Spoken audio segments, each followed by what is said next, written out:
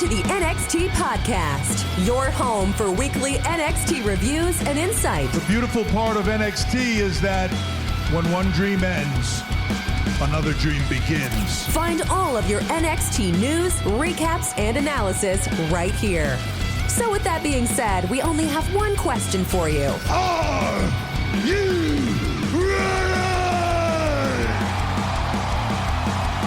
We thought so. Let's get the show started right now.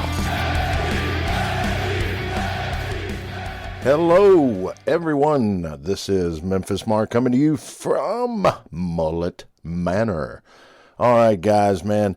I love the fact that I've been doing these reviews the past few weeks here and really enjoying getting into it. But, man, this week's show has been the best I've seen, including last week's, not pay-per-view, but their little event, their special attraction. And, of course, this is all going to lead up to the next special attraction, Worlds Apart. But, man, let's just get right into this because, as I said, every match, you know, I don't think I can remember a bad match on this one. So here we go. We'll start off with Braun Breaker doing his promo with Tyler Bate and the NXT European champion.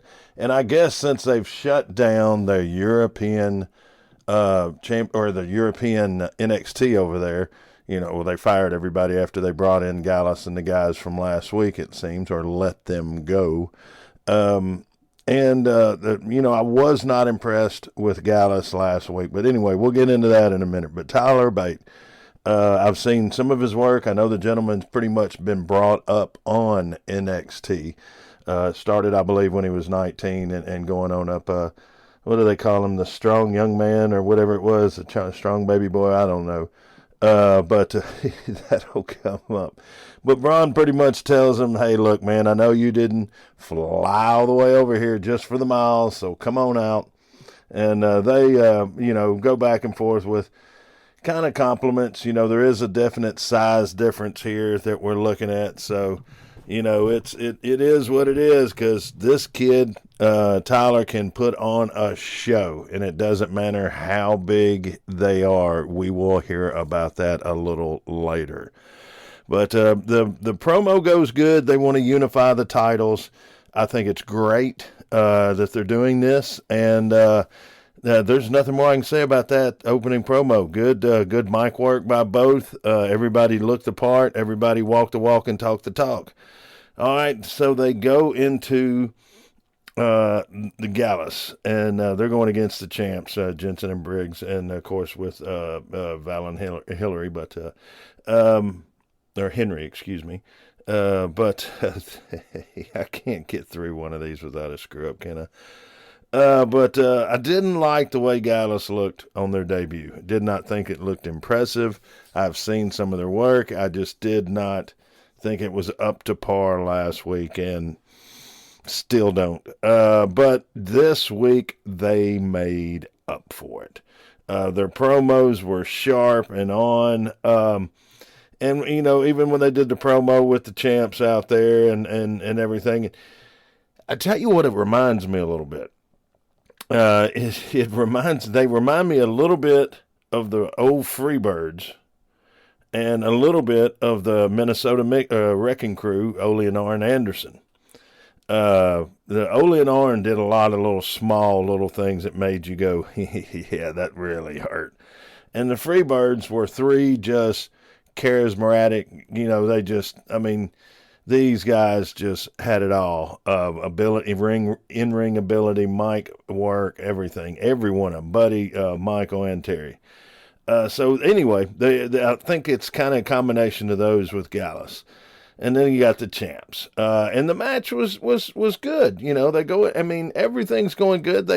I like the ring work with Gallows. I like the in and out tags. Everything was good. And hey, the champs look good. You know, they definitely got the visual down. And what I mean by that is if you're in an arena and you're sitting 3/4 of the way or almost all the way to the top, all you see is like gestures, and you can hear things, and you can see it on the Jumbotron and just about everywhere now. And so it brings you closer, but back in the day, you had to have that presence that made you stand out from the top. You made the people at the top understand what you were doing. And anyway, that's what these boys got. They definitely have that down. But this just breaks out into, I could go in. The match was good. It was a back and forth, of course. But man, let me say, they at the start of the match, when they're introducing the champs, Lash and Lash Legend and Valen are already fighting back then. So the match is going on, everything's going good, and who shows up but Lash Legend to jump on Valen? So that starts off, and then the next thing you know, you've got the Pretty Deadly, and then you've got the Creed brothers jumping in, and Damian Kemp, and I mean it's just, and then you got Diamond Mine, and then it's just. But here is what I noticed in this one: the refs had a bad day today. The wrestlers were spot on. Everybody's interview, even the Stratton, man. I mean, even she had good mic work. But they get into this. All right, first of all, when you're having a match and someone jumps in and jumps on your opponent, that is the end of the match. All right, they let Lash Legend jump on Valen. They let Pretty Deadly jump on the champs, or jump on. Well, anyway, you let all these people get involved. It should have been either a disqualification, but they shouldn't have done the count out, is my main point on this. The refs, the way they leaned down and did some of the talking in this match, they didn't cover their head. They didn't do it in the right angles. Just did not like. The refs were wrong in this one. And, it was a good match, though. So here we go. They go into a Chase U promo, and they bring in Billy Robson, and he's just being a little too rough on the guys. And, so he has to leave but he introduces himself to everyone and starts it off. But the visual of Mr. Chase, the way he looks like, what the heck? I didn't mean for you to hurt him. I didn't mean for, so he does some good work on the mic and on the visual there. And you've got, okay. Now Grayson Waller is a budding star. Yes, he is. He has got the mic work. His ring work is pretty freaking good. I can't complain. He did get called a poor man's Miz or something like it. A low budget Miz.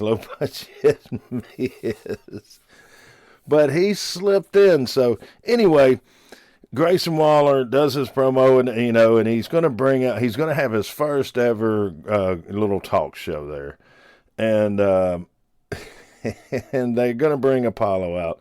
And the first thing he does to Apollo, the first freaking thing, he's like, hey, have a seat. And Apollo goes to sit down, and then he's short in the seat, so he's like really low, like at the kids' table low. And it was funny to start it off. And they go back and forth, and he's like, hey, Grayson at one point goes, just want to say, I'm going to take some, because he's got social media set up. He's got his Instagram phone up there. He's got all these cameras, like a picture-in-picture of himself. They've made him up. And man, look, the video work from NXT, these guys, I don't know if they just show off on NXT and then bring it to the other shows, but man, the work that they've been doing on the technical stuff behind the scenes, it's amazing. I personally am an old school guy. I want 3 cameras, one up top, maybe a couple around the scene, or maybe one set and then 2 around the ring. That's all I want, because I don't want to hear the ref get involved in the match, which we'll speak of later, and I just don't want to talk about the ref unless the ref gets hit or the ref gets knocked down. That's when you talk about a ref. Other than that, it should be, boy, the referee barely missed that one. But anyway, Grayson Waller is going to do his little show there, and they bring it in. They said they got the short seat. Then he breaks down, goes, "Oh, wait a minute. We all want to know, and everybody's scared to ask you, where'd your accent go?" And hey, look, Apollo takes it in stride, and he's like, hey, he does his accent, and they go back and forth, and then it gives Apollo the chance to go, hey man, that's my heritage. Give him that look like, yeah, you want to talk about my shit or my stuff? Excuse me. But they go back and forth pretty good, and then of course he's got a table and the chairs behind it and got some potted plants out there for ambiance. But they work their way around to the front for the better camera angle, and eventually Apollo whoops upside his head for one good whop when he pretty much lets him know I've had enough of it, and they go out of that. But hey, man, it wasn't a bad little setup, and Grayson is Grayson, Waller is Waller. But he's close, man. He's really close. Apollo's working with him because Apollo's been there, but Apollo can use a little shining too. All right, so they go into a Gallus promo, and Pretty Deadly's out there with them, and I was not aware, because I got to admit, I hadn't watched a ton of the Europe NXT, but they let me know that Pretty Deadly beat them for the titles. Whoa! So big bad guys got beat up by their hairspray guys. But it sets up a little promo where they've got stuff coming on down the road. Then we go into a Von Wagner promo. And look, man, I'm getting more and more impressed with Von Wagner. I've seen some of his first matches to now, and I only want to see progression.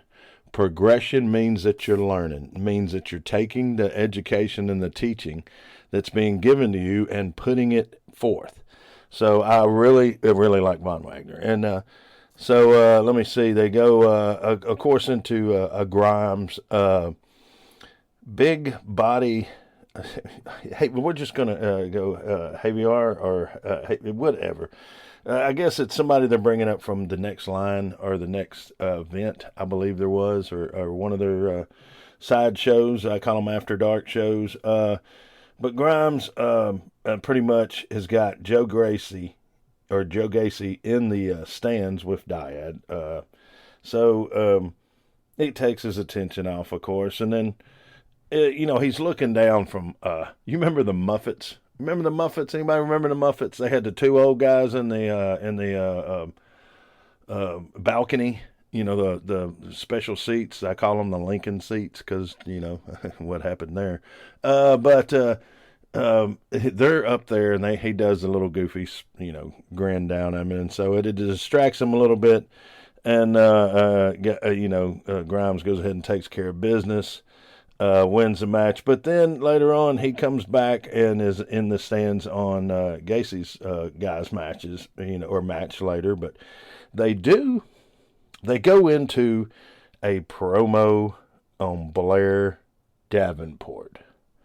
Now, I have to admit did not know a lot about Blair Davenport.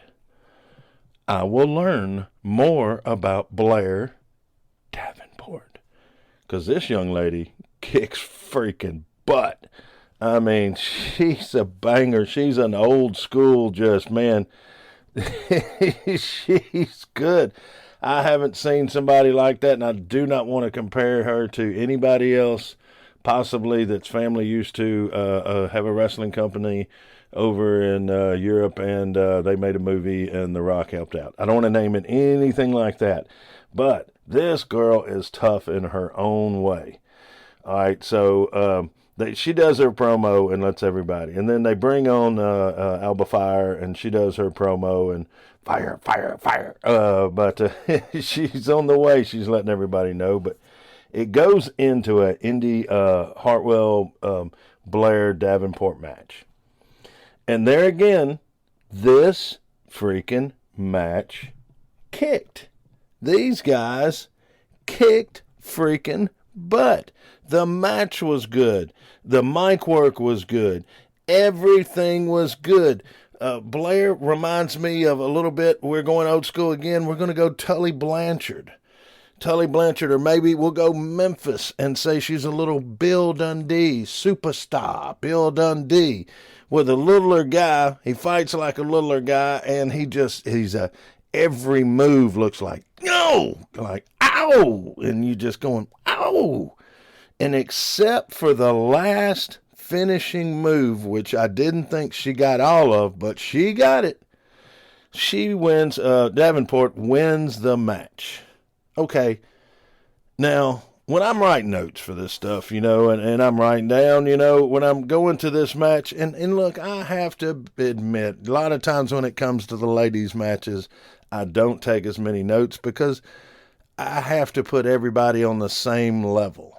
I judge the guys like I do the girls, and a lot of times the girls have not leveled up. That's just my opinion. But tonight, they shut me up. They put a sock in my mouth, duct taped me, and threw me off into the river because I was blown away by everybody's work tonight. But anyway, the match is over. So you're thinking it's over. So look, I'm into my notes right here. I'm like, I'm going to flip the paper. It's done. But now I've got to write all these doggone notes down here because everything was just so bad. I mean, this was just a great writing, great execution, great everything. So the match gets over. There's the great, after the match, there's a knee to the head. There's the mic, just everything is good. So the match is over. And Blair gets on and does some mic work. Okay. Puts a knee to Indy and then and does some mic work that's just great. Well, then we have toxic attraction minus attraction. Well, minus toxic. Yeah, anyway, Mandy Rose comes out and look, after... Davenport did some mic work that's like, drop the mic. She just like kicked butt and she could have just walked away. But no, Mandy comes out and Mandy holds her own. She holds her own. I really do. She's like, hey, let me introduce you to myself, and comes out with it and hey, not so bad. But then they bring in the living legend in the women's wrestling, Miko Satomoro. Yes, but the NXT European champ. And, man, this was just, here's how good this whole promo and everything was. I got to flip the page. All right, I flipped the page. So they're setting up, of course, for World Worlds Collide.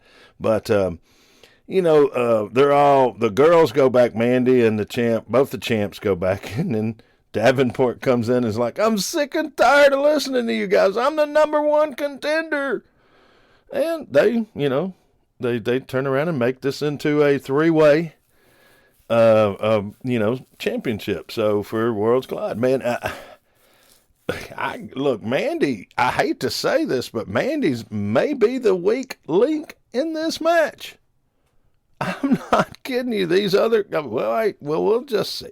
We will see. All right, so they go into a Trish Stratton promo, and I didn't really care. A lights out match or whatever, but she did a good promo. But I didn't pay attention because I just haven't, in past a reference, I just did not think I was going to get anything out of that. So we go to a Tony D and the Toro, a promo. They do a good promo, setting up, pretty much saying, hey guys, how did that go for Escobar? Okay, he's not here. You're part of my guys. Now I want you to do it my way. And a good little promo, and then they bring JD out, and JD's hanging upside down, going, "Well, I'll see you after after your championship matches." But he's hanging upside down like a lunatic, so I can see some work with that. Maybe a stray jacket, maybe a mask over him, and maybe he's put in the mental institute for a little while because he's just a little out there. But anyway, then you got the ladies champ with West. They do a promo, and it's good. It's keeping the ladies champs in the big eye of things, or the big scope of things. But and West does good as always. So we go from there to oh yeah. Well, they come back and Miss Hartwell decides she's just going to sit on the side of the mat on the apron and pretty much say, hey, look, I don't know what the heck's going on. I said 4 months ago I was going to change and going to do this and do that, and 4 months later, here I am. So, and for lack of a better terms, I'm just going to refer to some people in the character that we all know that they're portraying. But they go through the interview. She's in there saying it, how terrible it is. And then the crowd goes crazy. And a little index happening, a little something happening. And then a strange man appears. They seem to be in love.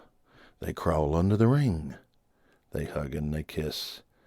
He picks her up, takes her out in a romantic fashion. They're walking through. Camera catches them right at the doorway. He's getting ready to leave with her.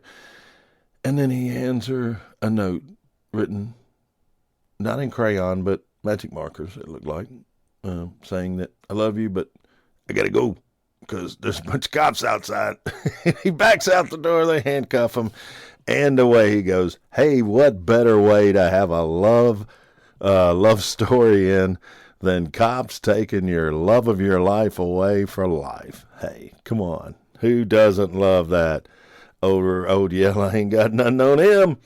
All right, so we go to Cora Jade.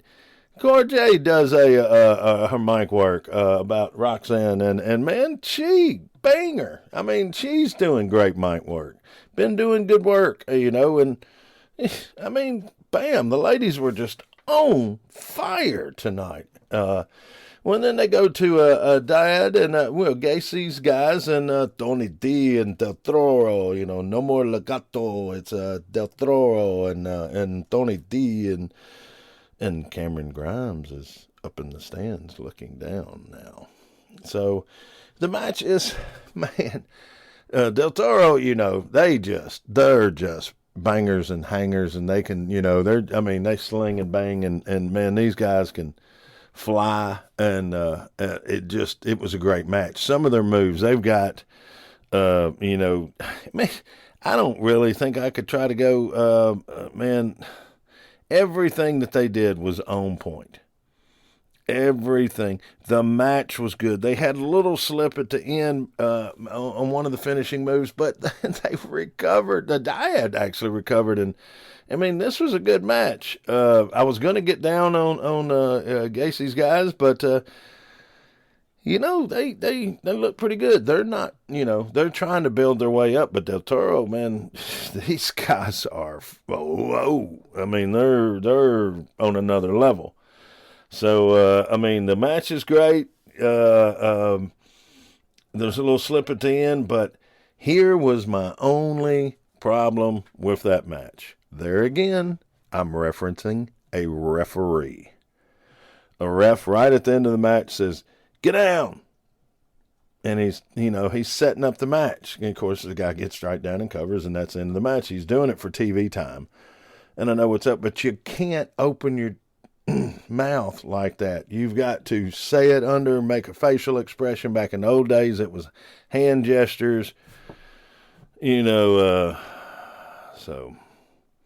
anyway, I thought that was the only bad part of that match. Match was a banger and a slanger. I mean, it really was a good match. They go into big body Javier again, and they had already used the security guard. I guess his name is Hank Walker. He used the reference to the P word referencing a male's genital. And then he comes back and he just says it again. And let's just say he says, he called him a prick. But anyway, they go from that interview, which they're setting up something. That must be a guy that they're training or something. But they go into a Tyler Bate, Von Wagner match. You know, Von Wagner does a little, with Mr. Stone does a little promo before. And, yes, I did say, right before this match starts off, they come back from a commercial. And who is spotted pulling up on that? Because Del Toro and they're leaving. They're just like, I'm out of here. I'm pissed. I'm just leaving the place. They show the exit door, the parking lot. And Escobar rolls up and goes, Familia, get in. I will not leave without you. This is a terrible accident. But, he comes back, makes a good appearance, looks good. They all climb in the car and the SUV, and they roll out. Okay, so we go back to the Von Wagner, Tyler Bate match. And now everybody knows Von Wagner is an ex-NBA player. So big, he tall. But he ain't just tall and that's all. He's tall and he's bad. I mean, this Von Wagner, I am on the Von Wagner bandwagon.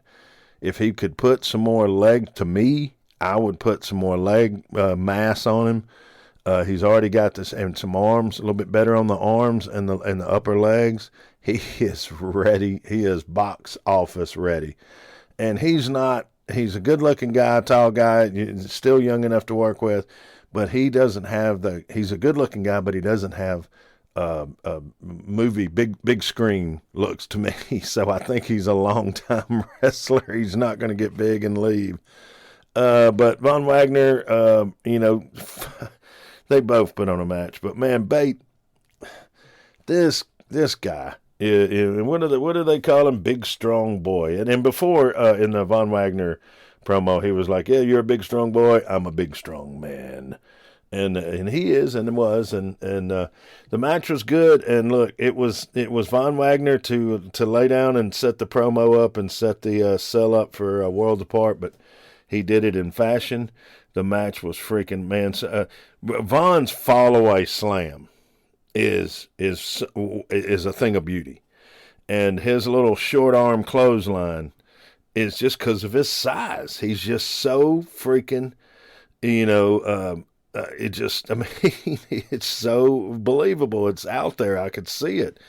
And then a spinny boy, Tyler's spinner boy move at the end wins it. But Tyler throws Von Wagner around right before the end of the match. I mean, it ain't easy. That ain't easy. So anyway, another great freaking match. All these matches are must see. As soon as I get through talking, somebody go over and pull this doggone thing up on your TV and watch it. I mean, seriously, all right. So they go into the Creed brothers, and the champs, are, having a little promo. And then, of course they're going, the champs and the champs are going to go, we'll settle this soon. So, they a good little promo. Julius looked pretty decent in there, but they go to Trish Stratton and Wendy Choo now, and it's a lights out match. All right, first of all, let me just get this off my chest. A freaking lights out match means that the wrestling card is over. They shut the lights on and off a couple times and tell everybody, you can leave now if you want to, because this last match is not sanctioned.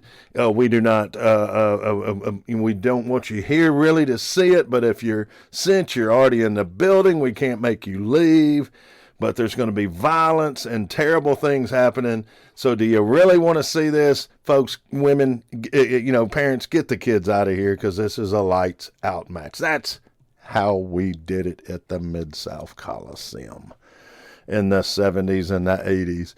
But I'm going to tell you, they screwed that up. They dimmed the lights and made mood lighting. And they took my beloved lights out match and they made it into mood lighting. They should have had like Wolfman Jack in the background playing some really just chill music. Anyway, the match though was good. They brought out a little Mankind instead of using Instead of using thumbtacks, they use Legos. And I've seen it a couple times, but any parent out there that has ever stepped on a Lego heading to the bathroom or trying to sneak to change a diaper or something like that, it is an excruciating. Oh, it is a pain that I cannot tell you, unless you have stepped on that. Whew. All right, so they get that out, but even the first time they go to use it, she does a suplex, and it just so happens like there's a curvature in the way the pattern was. They threw it on the she had it in her pillow, so just the way it fell out, there was just happened to be one little area that it didn't have, but a couple, and that's where she landed. So they did a flip over and made sure everybody see the Legos coming into play, but it was good. And at one time, Trish sprayed like something like in Wendy's eyes, and Wade Barrett goes, it was a bear spray. I was like, what? And Barrett even referenced with the lights out, referenced a Metallica song. Oh, it was hilarious. And I like Barrett. I know a lot of people don't, but I love him on the mic. I think he's hilarious. But this one was good. And look, they brought an Edge theme to the night because they had Wendy had a rope stretcher, the part that goes between the turnbuckle and the rope. That's how they tighten the ropes down. They put a little bar in there and they can turn the tension. It's a tension. That's what it is. But anyway, she's doing her best impression of Edge, stretching him out on that. And so it was a good match. Wendy wins in the end, but I was not expecting it. They brought out a little Von Erich in the way Choo was going into the Choo. She was when she was putting like the press or putting her shoulder into Trish when she was in the corner. Like she's got her in the corner, and how everybody, they'll grab both ropes and then just like a bam, hit them with their shoulder right there in the corners, push their butt back up against the turnbuckle. Well, she did it the old school way. She would hit her, and instead of releasing, she pushed through and like held it there for a second. That was pretty good. But even in this match, I got to say something about the refs. Never should be talking about the refs. Never. But just before the guy goes to pin and does his first count, he slaps the Legos out of the way so he don't have to hit it when he comes down for the count. He makes a spot, then he starts his count. If that was Terry Funk getting counted against, Terry Funk would have jumped up and there would have been Legos in that man's nose. But anyway, it was a great match. Man, this is a go back. If you could not watch it right, at the time it aired, this is a go back and check out show.